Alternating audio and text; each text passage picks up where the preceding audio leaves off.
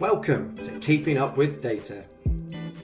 Keeping Up with Data is the podcast that keeps data enthusiasts up to speed with what is happening in the data world. We bring in the leading minds from the data industry to talk all things career, news, embarrassing stories, failures and successes. So something really important for us here at Precision Sourcing is mental health. It's something we've been focused on a lot over the last year or so, and we're lucky enough to have partnered with the Black Dog Institute. And we're going to be doing a lot of events with them this year. A lot of our events, money will be going towards them. And they're out there aiming to create a mentally healthier world for everyone. So if you wish to support the cause, please donate via the link in the bio on this podcast, and you'll be seeing a lot more information about Black Dog over the next year.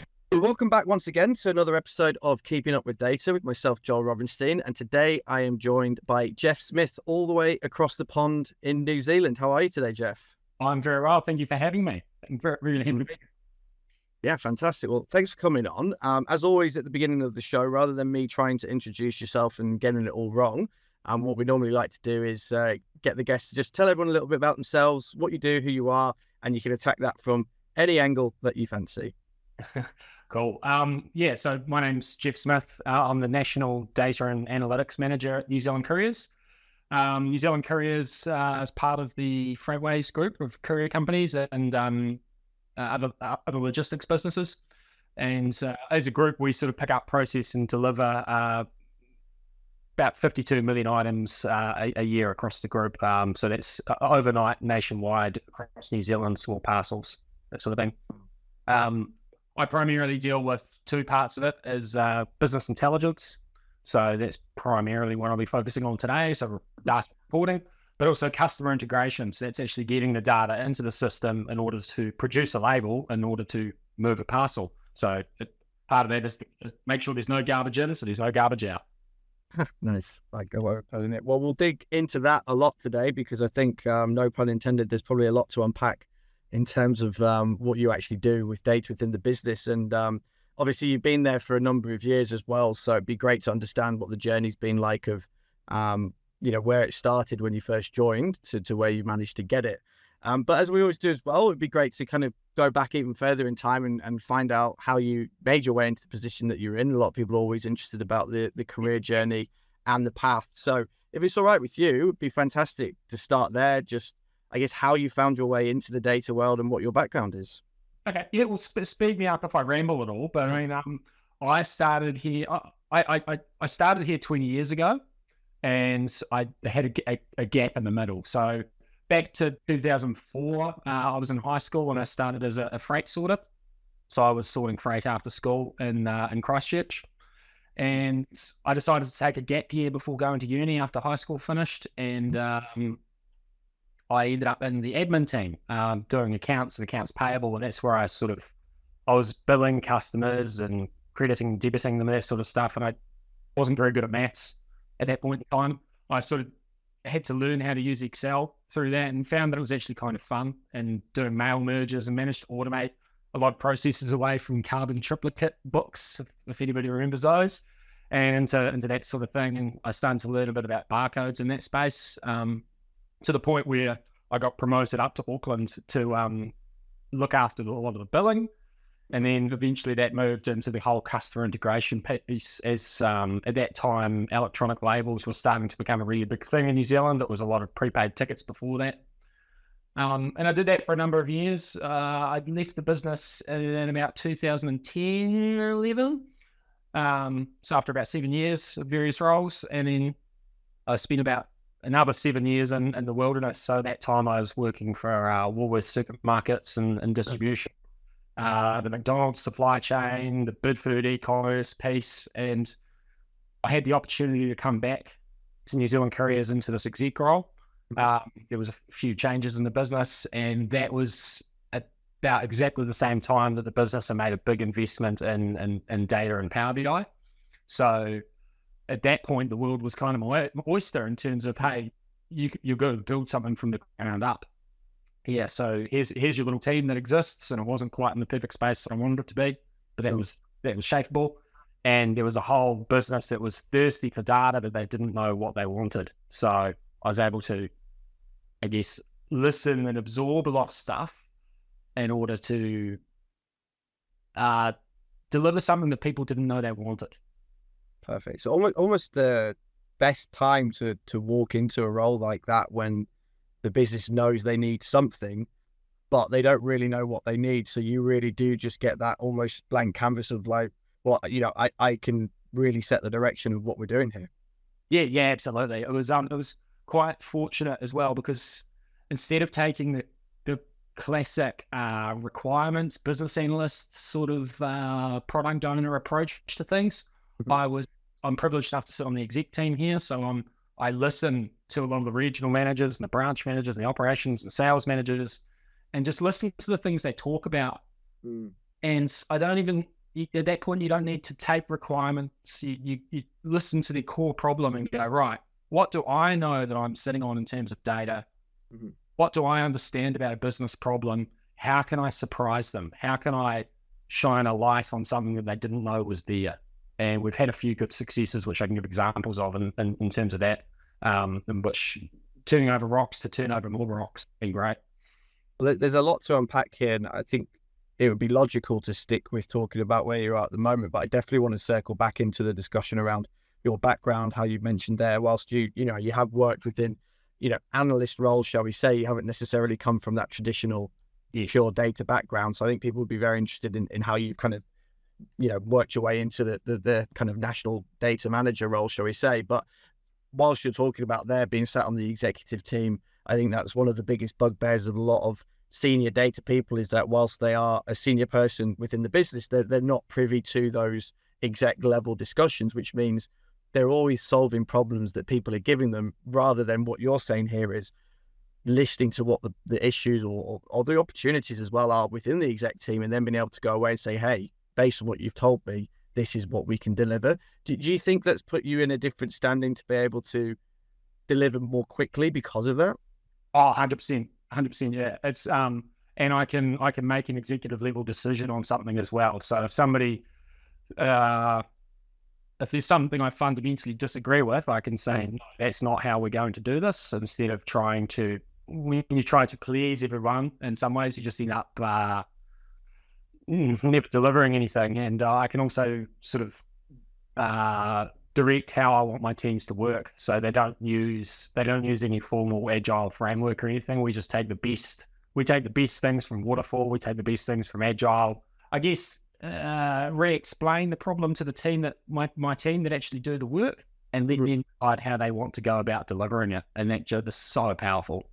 That makes sense. So skipping back to the start of that role then, so you've come in, there's a small team you mentioned? Yeah, it came in as a team of 4, and we've grown that to a team of 6. That's covering both the customer integration and the business intelligence. Brilliant. It was just one team doing everything, and now we've split it and turned it into 6. And what were the skill sets of the team when you walked in there? Were they pretty data savvy, the people in the team? No, they were good. It was very Excel based. So there were lots of macros and a scheduled reporting. So first of the month, we do this, and we copy from here, we paste from here, we do that sort of stuff. But now I'd say my team's main skills are actually in SQL and Power BI and design, whereas my main skills are still Excel, because kind of what I grew up with.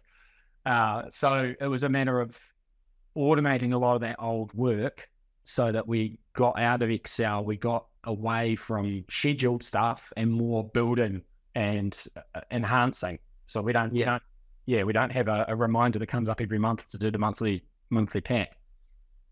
That makes sense. And so obviously your team, good solid team that you had in there, being mostly Excel based, did that help, do you think, in a sense that you as a not super technical person weren't coming into a team of, data scientists, mathematicians, statisticians who were really trying to do these crazy advanced problems? Did that almost help you in a way that they weren't on a different realm in some senses?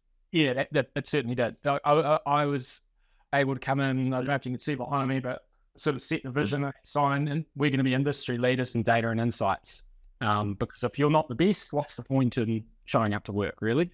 If there's someone better than you somewhere else. So it was, they were doing great work, but it was a matter of going, how can we be actively the best so that people are chasing us in what we do? And I think in a number of levels we've got to that now, but it's most of that's internal. We don't necessarily project that externally very well. Yeah, that makes sense. And was there appetite within the team when you came in to grasp hold of new tech, new ideas? They were ready to be pushed on? A little bit. What I learned from previous roles and watching previous managers change things is when you come into a role, you really need to sit down, shut up and listen for 3 months. Don't change anything. So get an idea of how the tide comes in, the tide comes out, what demands are placed on people. Because if you come in and say, I'm changing this and I don't care, something's going to break. And you might not find out for 2 years that you've actually broken a pillar of something that was there for a reason. So I was very much about make sure everything that's happened forever keeps happening, and then we'll piece by piece we'll start replacing things. Yeah, okay, that makes sense. Okay, so then you come in, and there's appetite from the business that you mentioned previously. We want to start doing things with data. What was their data understanding? What were they thinking? This is what data can do for us. What was their knowledge already from the exec side of things, shall we say? Yeah, we were very, very good at understanding things financially. So I knew I couldn't compete in terms of finance, accounting type stuff. So stay away from that. Start focusing on some productivity measures, on-time performance and things like that. So the data set is so big that there's for every parcel you generate maybe 6 records for it. And when you've got a lot of parcels, it's a lot of volume. So before getting the right tools in the business, we weren't very good at crunching that data because our best tool for that was Excel. So we didn't have a great understanding of on-time performance by customer, by segment, so if we wanted to know the detail of something, we had to go away for hours and work on it and bring it back. Whereas now we can crunch that with stored procedures and patterns and things so that users can use their slices in Excel to actually explore how they want it instead of prescribing it to us and it taking a million years to produce. Sure, that makes sense. Okay. So what are some of the big projects, the big ticket items that you're proud of that you've done with the team over the years? The big one I really wanted to do was upgrade they called it a business review. We now call it My Parcel Insights. So there was a Excel thing that had existed for maybe 25 years, and it was a macro that went off and used some ODBC sources and brought together a little information pack for the customer, and it was really dated. And I wanted to fix that, but I also found out the tool that generated it was so legacy it couldn't be improved. So we had to build this insights pack from scratch. We looked at a lot of what our competitors were offering out there, and we also wanted to make sure this insights pack was actually insightful. And I know that sounds silly, but that it actually told a customer something they didn't know before, and it wasn't necessarily going to be. We didn't want the data to be weaponized as well of our own performance and things. We wanted to go, hey, here's where we can improve. Here's where we think you can help us. And here's hopefully something that you didn't know that you can use to improve your business. Like we think your distribution into this part of New Zealand is lower than the population that represents that area. So maybe your sales are weaker in that area, things like that. Really proud of that. That is a beautiful, beautiful PDF that comes out. It's about 12 pages. And it's just formatted to the nth degree. And that's automated, so that can come out on a schedule and things like that. The other one was around emissions reporting. So there's more and more clients are coming to us asking for what's called their scope 3 emissions, and that's emissions that come out of our vehicles for the parcels that belong to that customer. So any customer can now come to us and say, can you tell me between these dates what my scope 3 emissions are by ton kilometre? So for every parcel, we determine its weight through an algorithm. It's kilometres travelled by road, by vehicle type, and we crunch all that up. And within about 60 to 90 seconds, we'll have an automated report that says, right, here are your scope 3 emissions. It's ISO certified as well, which is just so powerful. And that completely ticks the box for the for the customers' carbon reporting. We were first to the market on something like that, and it's still, I believe, it's an industry leading product. I'm just so proud of it. That's brilliant. I can imagine that became a really hot topic for a lot of your customers very quickly. Yeah, if that's right. Yeah, because as new legislation and rules were come in, it went from, I think every quarter, every quarter the government customer might come to us and say, "Can we have this?" And we go, "Oh, we don't know what that is," And then it got higher frequency, and we had to go to we went to an agency and helped them. They helped us understand what we were obliged to report. And by the time we delivered it, was just as the bell curve was starting to take off on demand, and we're pumping out hundreds of these things every quarter now. Beforehand, it was a manual exercise based on some assumptions. So maybe we got 3-6 months ahead of the curve, and then it just the tsunami, and then it hit us. And I'm so glad we had it there in time. Yeah, fair enough. That makes sense. So moving away from specific projects, for yourself as a non-technical person, what do you do in terms of learning, development for yourself, both as a leader, as also as someone within the data space, to kind of keep you ahead of the game? Because I can imagine that you sometimes might feel, I wasn't starting from the same point a lot of other people in my role have started in. Well, we know honestly, when I came into the role 5 and a bit years ago, I did feel a bit of imposter syndrome. I didn't feel like I was good enough. I felt like I was here 10 years early. And that took a few years to get over, in all honesty. And there was a lot of internal training courses that New Zealand Couriers and Freightways was generous enough to put me on. Dale Carnegie, our own internal lead program and things like that. So I try to never stop learning. And the other week I did the high impact presentations course with Dale Carnegie, and that involves having to read out a line of poetry while dancing like a cheerleader, and then instantly pivoting to an angry man, to a softly spoken child while reading these things out. There's any opportunity you can take to better yourself and your presentation skills is so huge. Because in a senior role, something I always say to the team is, a report is only as good as what it communicates. So if you've done everything right and you've given the information to someone and it hasn't communicated what's in it, then what was the point in doing it? And that goes all the way through from me as a leader. So I've got this great team that produces great data. So I view it as my responsibility to be the best communicator I can be in order to help people understand what the business is doing, so that we can make the boat go faster. That makes sense. And I guess as well, you're the front-facing person for your team's work as well, right? So you really need to be, I guess, a step above in terms of being able to promote your team's work and all the hard work they're putting forward. They're relying on you in that sense as well, aren't they? Yeah, that's right. So I guess I become the marketer, or the salesperson of this stuff, the champion of it, but also set the standard, and then let the team do the really good work that they do in actually building a great data product. Because part of that too is that whole trust layer. Because if you don't have trust in analytics, you are doomed. I could imagine. So let's go further down that road then. So you didn't come from a data background. We've mentioned it a couple of times now. So I guess, tell us a bit more about your actual background, your project manager, kind of operations analyst, and how that has actually helped you in your role as a data leader, because we often find that those coming from, I guess, outside of the institutionalized data background actually manage to perform really well in these kind of roles. Yeah, that's a good point. So I guess I'll time travel a little bit.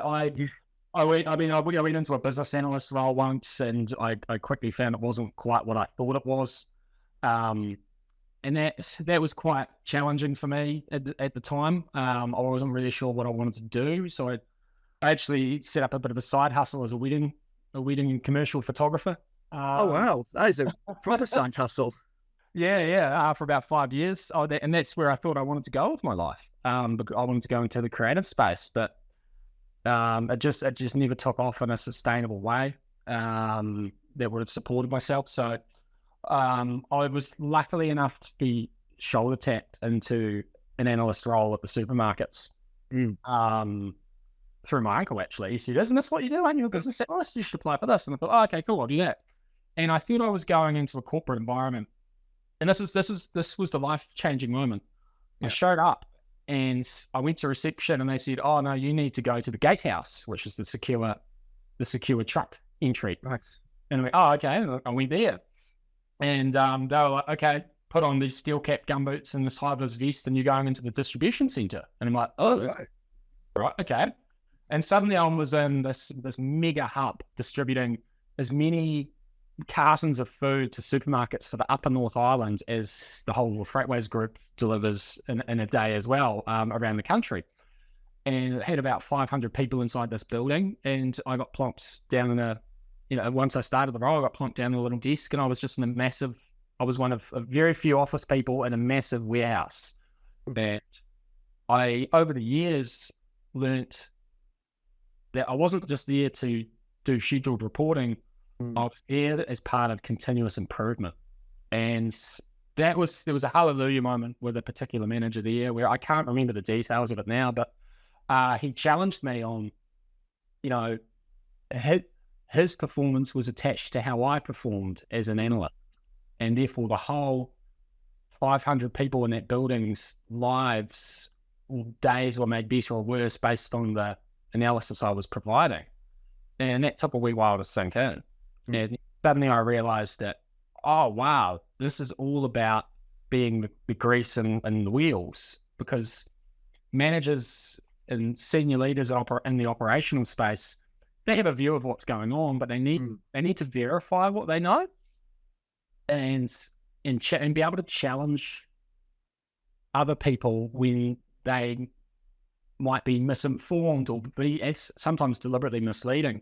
So they need to have a weapon up their sleeve, which is the data in some cases, to actually challenge the status quo, or what they're being told. So that was, I think once I got past that moment, I must have been another 18 months in there, and I had the opportunity to be seconded as a transport manager.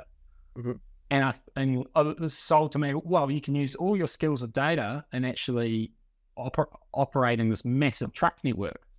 And that was a really fun time in which I was actually able to. I mean, I had really good support around me, which I didn't click to at the time. But I was like, wow, cool. Now I'm suddenly responsible for getting the goods out there, and maybe this means in a few years I can run a distribution center. Nice. So I thought that was my career path, and I took a role in another company as a transport manager, and man, you just do not sleep as a transport manager. Your phone will forever ring. And the buck stops with you, right? For if somebody's done wrong. Yeah. So if your truck driver didn't show up at 3 a.m. to complete his 6 a.m. deliveries, but you're not waking up till 7 a.m. to find out, Everyone. Yeah. I was taking phone calls on Christmas Day, that one. And that was where I thought, you know what, I need to lean back into this data thing, because operations management isn't for me. But now that I've been an operations manager for, at that time it had been 18 months, I realized that I now know, as an analyst, I need to see things coming before they hit operations managers. I need to be able to forecast for them.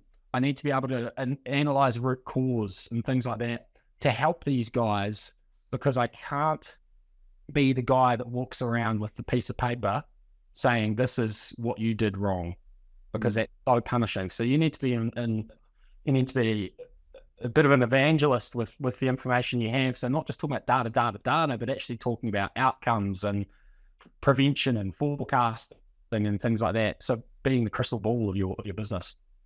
I'd love to really help being in that operations center early on, because, for a lot of analysts, they're not in the core section of the business that they're delivering to, right? Like you said, that, the information that analysts provide people it's the foundations of what managers and execs will be using to create their thinking and also help to confirm their thinking. So, but you actually see it from the ground level. That's really the benefit that you get, isn't it, of coming from outside of a pure analyst position, shall we say? Yeah, and that's helped me so much with framing my conversations, with framing the way I give data back to the business in a way that people are going to be thankful to hear it, because it's You don't want to be the guy with the clipboard talking about all the problems all the time, because you're just making someone's day worse. You need to make people's days better. Yeah, that makes sense. And I can imagine as well in logistics and transport and the area that you're within, there's just so much data that's essential to the day-to-day operations of the business as well. So you weren't necessarily walking into a business that was adverse to using numbers and data for the day-to-day running. Yeah, we were so thirsty here, so it was just a sea of demand. But also people weren't quite used to asking me questions in ways that could be answered with data. So that was where I took the osmosis approach of like, what can I surprise them with? The demand just went through the roof about the time of the lockdowns. So that was as awful as all that was where people, they couldn't trust their gut anymore, and they needed to know things, and that's where we really started to fly. Makes sense. And I see that you're also the privacy officer within the exec team, and obviously data governance, data privacy, they're all, whilst they're maybe not the sexiest terms, they're all the hot words at the moment within data at the moment. What steps have you taken to, I guess, safeguard the business and really help people understand throughout the company how important that is? Yeah, so I get it. I'm lucky to be really well supported by Freightways in that journey. So I represent any privacy issues for the New Zealand Couriers business, and I'll escalate them up to Freightways there. So in terms of that, I've had a lot of help with the education piece, understanding PII and things like that, and what data you can and can't share internally. It's been a really good journey actually for me. I guess it's data governance can be quite an abstract concept to explain to people. So it's actually been quite helpful for myself to understand the whats and whys of data governance when you've got so many people accessing the data. To frame up for everyone, me and my team are very much a front end team. We have a different team that operates our back end, our structure and things like that. So they handle a lot of that framework. And I'll sort of handle any sort of, let's say, incidents or things that may happen, and then escalate them, analyze them, do a bit of risk assessment, root cause, and then escalate it up if required. Yeah. Okay, that makes sense. And did the business understand? I mean, obviously, a lot of the terms like you've mentioned already, they're quite hard to understand, and a lot of people shut off to it pretty quick when you start mentioning these words. Was it quite easy? As I guess it talks to the culture maybe within the business as to how easy it was to get it across. The thing I love about New Zealand Couriers and Freightways is the culture. Everybody's open-minded to new things, and everybody's very receptive, very friendly. It's one of the reasons I came back here as the best place I've ever worked. I must be cognizant at all times we're an operational business. We're dealing with operational people, and I have to frame everything I say in ways that's going to engage with them, because IT, analysis, all that stuff is just admin. Whether it's the admin part of the business, we've got a massive sales team, a massive operational team, and they come first, really. So I have to make sure that when I communicate something, it's in their language, which I'm pretty good at now. And then people are a lot more receptive to what you're talking about, because if you come at them as a clipboard guy, you're going to get treated like a clipboard guy. Yeah, fair enough. That makes sense. So on that point then, so one of the questions that we do like to ask quite often is the old explain like I'm 5. What do you actually do? So I don't know if you've got kids yourself, but if you were trying to explain what your day-to-day job is to a 5-year-old, how would you actually describe what you do? Faster, cheaper, on time. Faster, cheaper, on time. Yeah, I mean that's a really quick and easy way of doing it, right?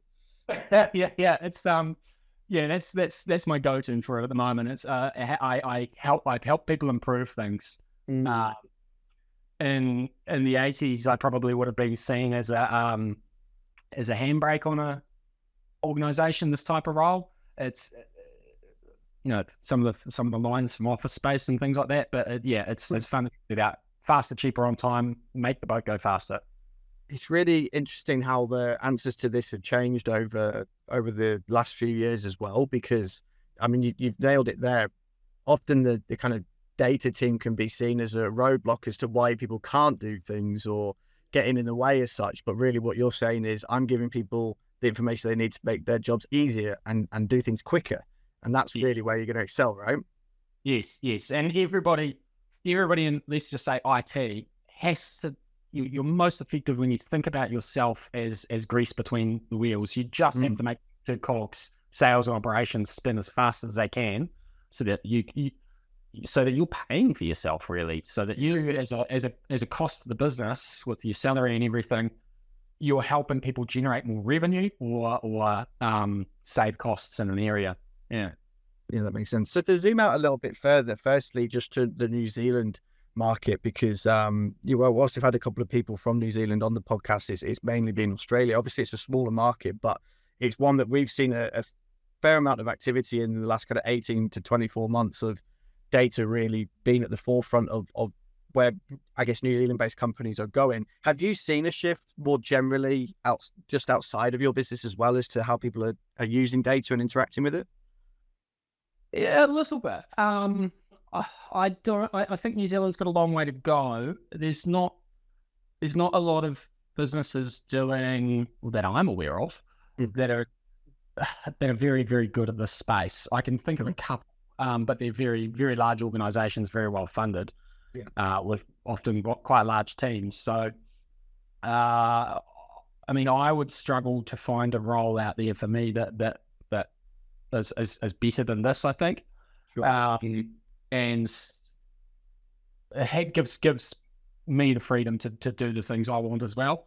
I'm still seeing a lot of places want to do cool things, but they don't have the groundwork in place. So really easy to get excited about AI, predictive stuff.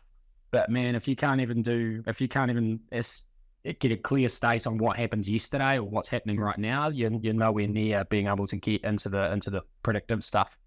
Yeah, do you think that take you 5 years to get your groundwork ready? You know. Yes. Do you think that's just a case of that? It's an indication of just the fact that it is a small market, New Zealand, and that there aren't the people there to do it. There isn't necessarily the cash flow towards doing something like that, or do you think it will happen? It will happen. It's not so much the cash flow; it's the vision. So, and then enabling your people. So, and including your senior data and analytics manager. It's.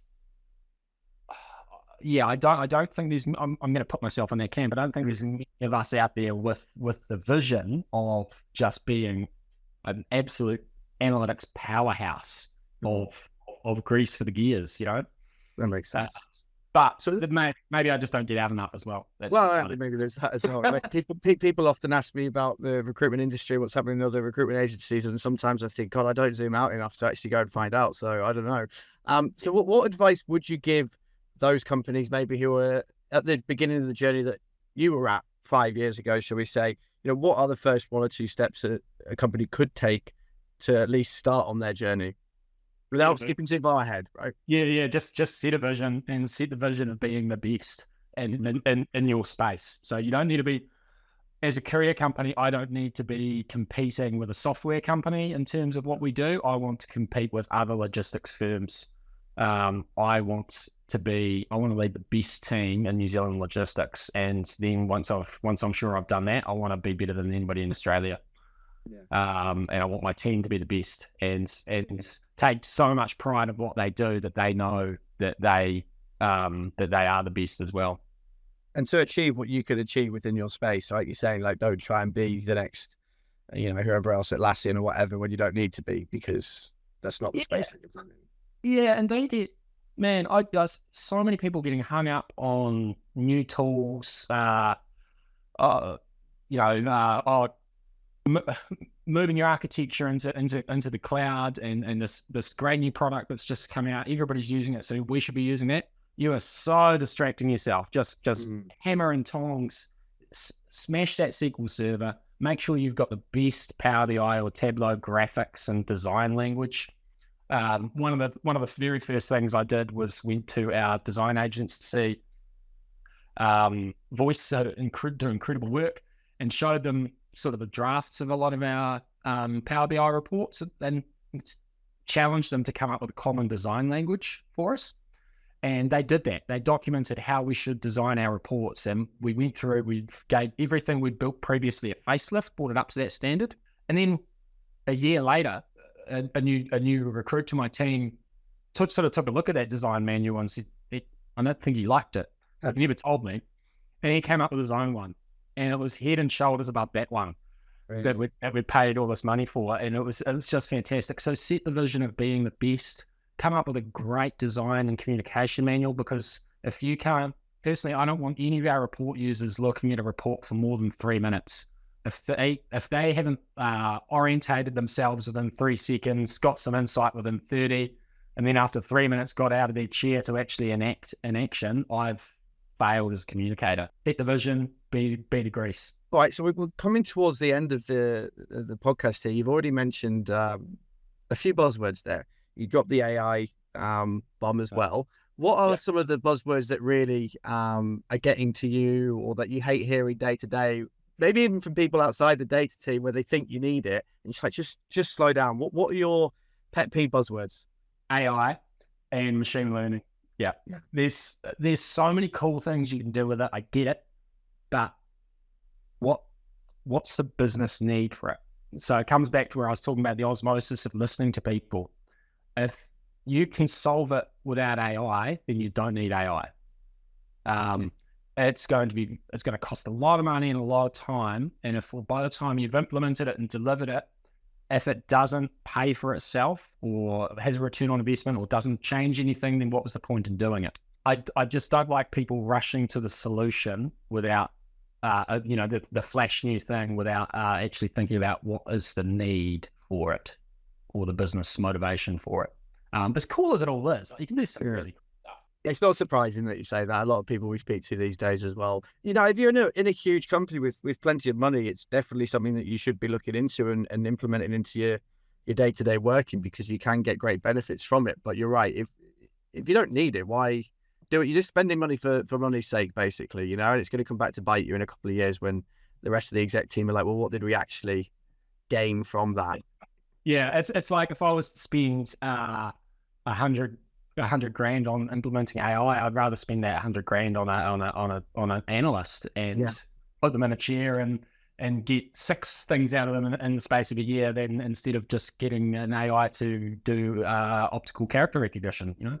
Exactly.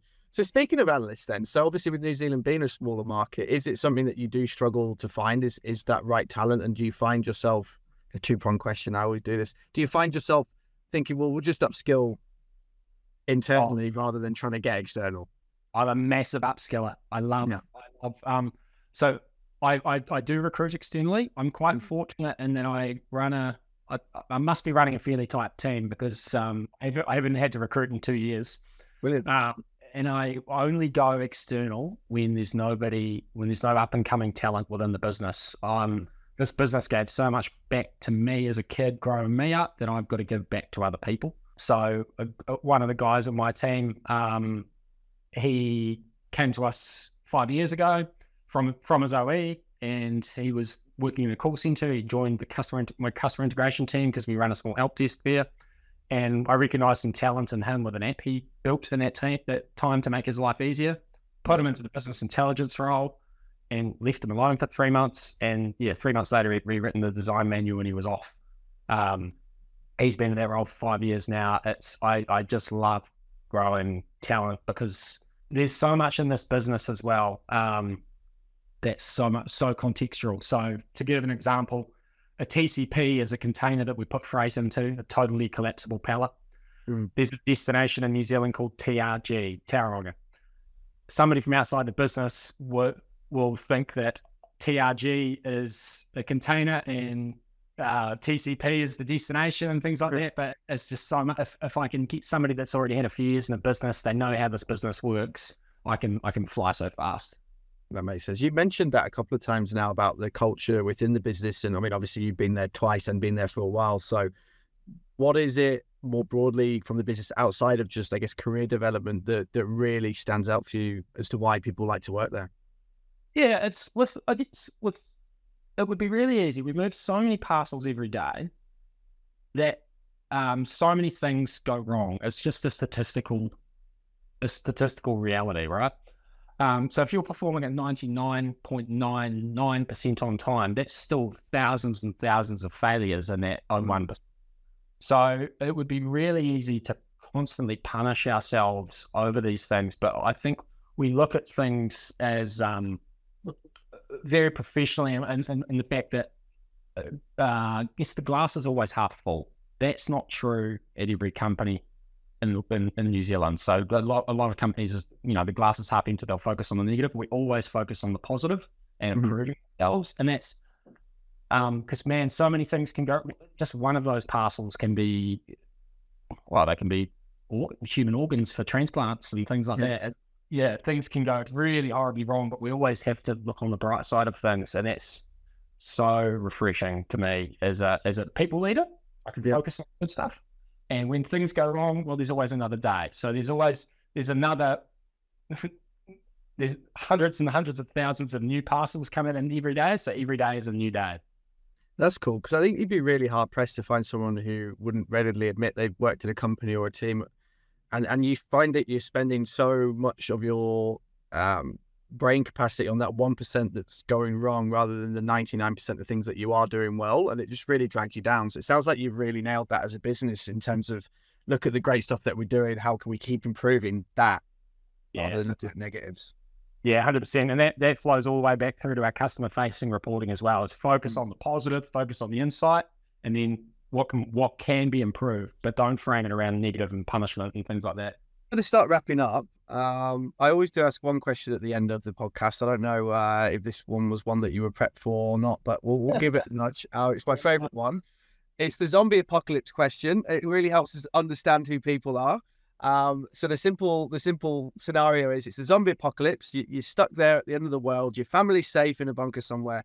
Which 3 people would you have with you in the zombie apocalypse to help you get through it? And they can be fictional characters. It can be whoever you want. I would have to say the President of the United States of America, whoever that is at the time, and 2 of his top generals, because it's impossible to die when you're next to that guy. That's a very good way of looking at it, isn't it? But do you want to be next to the President of the United States, depending on who they are, obviously, for the rest of your time in the apocalypse? Yeah, probably. There'd be a few that I would really struggle to be around, obviously. I think Joe Biden would crack a few good jokes. And he probably wouldn't know what he's doing and where he is. So it's hard to still. Constant entertainment. If there's a few of them, though, it would be quite irritating, I imagine, quite quickly. You might have to watch your back with a few of them as well. I know. Well, at least you managed to stay alive, as you say. So that's a good way of looking at it. Well, look, thanks for your time, Jeff. It's been really great to speak to you. Is there anything else that you want to add before we let you run today? No, that's all good. Thank you so much for having me as well. And I hope this has made some sense in the Australian context as well. Anybody that wants to dig me out on LinkedIn and send me a message with anything, just please go ahead. But yeah, just really happy to be able to sort of project some stuff that I'm really proud of. No, you've built a really good culture, really good team by the sounds of things, and we'll put your LinkedIn profile in the marketing for this that people can reach out to if they want. But other than that, Jeff, have a great rest of your day, and lovely speaking to you. Thanks, Joel. You're up. Oh.